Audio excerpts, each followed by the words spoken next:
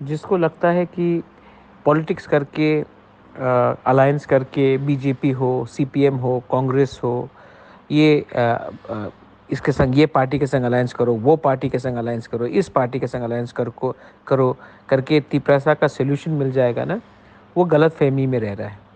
आप लोग, हमने नोटिस किया है पिछले 2-3 महीने में, कोई आके मुझसे पूछता है सीपीएम के संग जाओ, कोई आके बोलता है कांग्रेस के संग जाओ, कोई आके बोलता है बीजेपी के संग जाओ, कोई बोलता है तृणमूल के संग जाओ। मैं आपको बोलना चाहता हूँ, क्या हम लोग कभी अकेला नहीं फाइट कर सकते क्या? कि हमें पैसा का इतना लालच है कि बीजेपी या सीपीएम या कांग्रेस से अलायंस करके थोड़ा पैसा ले ले और अपना तिपरासा एरियाज में फाइट नहीं करे? हम लोग इतना बिक गए हैं क्या? मैं बुबागरा बोल रहा हूँ, और मैं आपको फिर से बोल रहा हूँ क्योंकि ये वॉइस मैसेज देना इम्पोर्टेंट था कि हम लोगों का वफादारी दफा के संग होना चाहिए। हम लोग क्या एक बार अकेला नहीं लड़ सकते? हमको क्या इतना पैसा का दरकार है कि अलायंस कर ले, थोड़ा पैसा लेकर सीट किसी और को दे दे? कभी तो सोचो तिपरासा के बारे, लीडर लोग।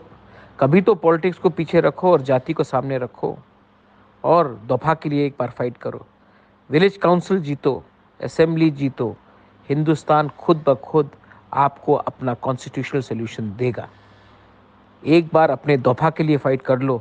70 साल से कॉम्प्रोमाइज़ करते करते, पैसा लेकर सीट देते देते आज हम लोग कहीं के नहीं रह चुके हैं।